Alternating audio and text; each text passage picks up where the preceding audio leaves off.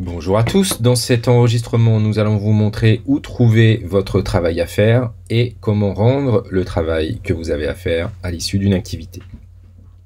Alors, une fois que je suis sur ma page d'accueil, je vois ici que j'ai mon travail à faire et j'ai la possibilité d'aller voir un peu plus de détails, soit en cliquant sur plus de détails ici, soit en cliquant sur cahier de texte à gauche.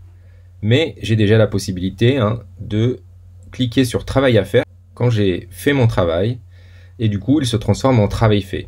C'est très pratique pour les enseignants, ça nous permet de savoir que vous avez fait votre travail. Des fois il n'y a pas de travail à rendre, et donc ça nous permet de suivre un petit peu votre avancement dans les travaux qui vous sont demandés. Donc c'est très important pour nous de bien cliquer sur travail à faire et qui se transforme en travail fait une fois que vous avez réalisé les exercices, lu la leçon, etc. etc.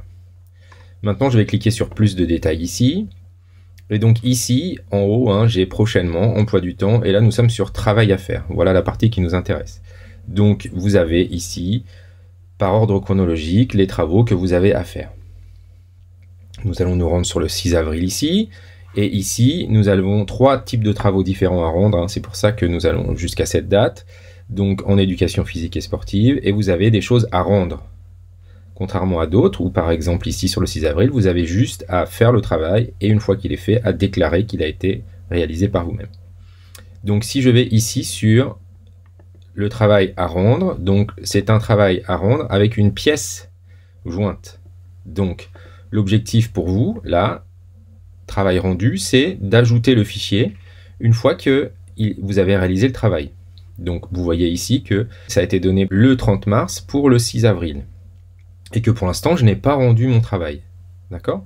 Ici, vous avez aussi des fois une activité. Donc, par exemple, ici, quand je clique, eh bien, j'ai une activité qui va s'ouvrir sur le nœud en 8. Et donc, je vais devoir peut-être regarder cette activité, réaliser cette activité avant de rendre mon travail. Une fois que j'ai fait cette activité, je vais devoir rendre ici un fichier. Donc, je vais aller sélectionner mon fichier dans mes documents. Je vais choisir mon fichier ici et cliquer sur choisir. Le logiciel va m'importer mon fichier et ensuite je vais faire envoyer le travail. Donc je reviens ici, il me met que mon travail a été rendu. Et je m'aperçois que je me suis trompé dans le travail que j'ai rendu ou je ne l'ai pas bien fait. J'ai la possibilité de modifier le travail rendu tant que l'enseignant n'a pas lancé la correction. Je peux aussi annuler le travail rendu. Mais je m'aperçois que je me suis trompé, c'était pas ça que je voulais envoyer. Je vais supprimer le fichier que j'avais précédemment mis et je vais aller en choisir un autre. Voilà. Et je vais faire modifier le travail rendu. Voilà, c'est ici. Donc j'ai bien la case cochée pour dire que ça a été fait. Donc première possibilité, il y avait une pièce jointe à rendre. Deuxième possibilité, ici, eh bien j'ai un texte à saisir pour l'enseignant. Donc je peux aussi avoir une pièce jointe ici. Donc voilà, je vais avoir besoin de regarder la pièce jointe ici, par exemple. Voilà. Et la consigne et le travail que je dois rendre est sur la consigne. Voilà. Qu'est-ce que je dois faire avant la séance?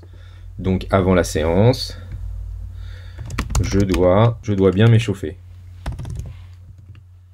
Par exemple. Donc vous avez votre texte à saisir, et ensuite vous faites envoyer le travail. De la même manière, donc on est ici, de la même manière, vous avez la petite coche qui apparaît pour dire que vous avez bien rendu le travail. Vous pouvez modifier le travail, voilà, puisque l'enseignant n'a pas lancé la correction. Donc on peut toujours faire la modification du travail tant que ça n'a pas été corrigé. Troisième possibilité, vous avez du coup un enregistrement audio à rendre. Et donc, pour cette démonstration, je vous ai aussi mis la possibilité de l'enseignant de vous ajouter un message audio, plutôt qu'une consigne écrite. Par exemple, vous pouvez aussi avoir un enregistrement audio à écouter de la part du professeur. Donc là, le travail que vous allez avoir à rendre va être lui-même un enregistrement. Donc, vous allez cliquer sur « Enregistrer ».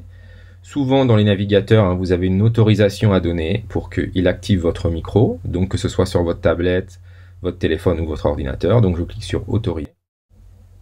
Et là le chronomètre est lancé à droite.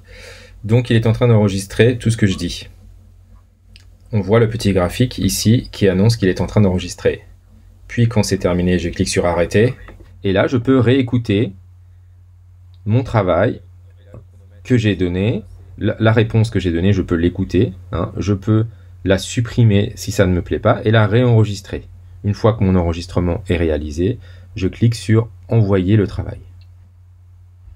Voilà. Donc ça, c'est le travail qui est à venir. D'accord ?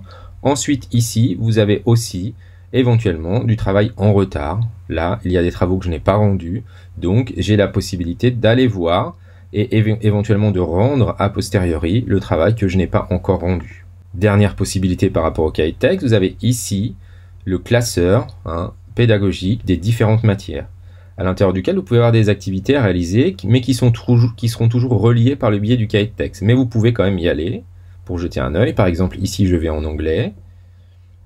Donc, on a un travail sur la ferme en folie à réaliser. Et là, j'ai des activités qui ont été mises en place par l'enseignant.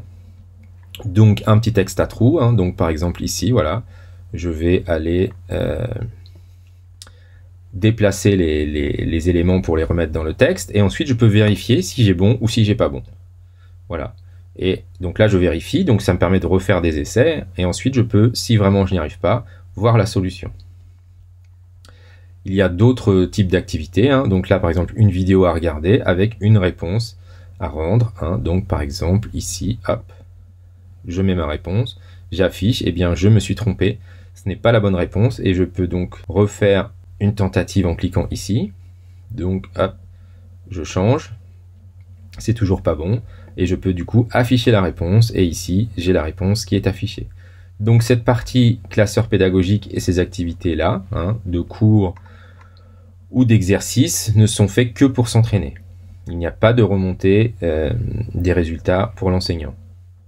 Si je vais ici, par exemple, sur mathématiques, eh bien, ici, j'ai des fiches à télécharger qui me permettent de réaliser le travail demandé éventuellement.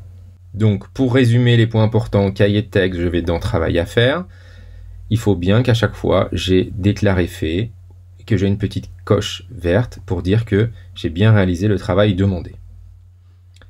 Si vous avez des travaux en retard, n'hésitez pas à aller les reprendre tranquillement afin de pouvoir réaliser tout le travail demandé.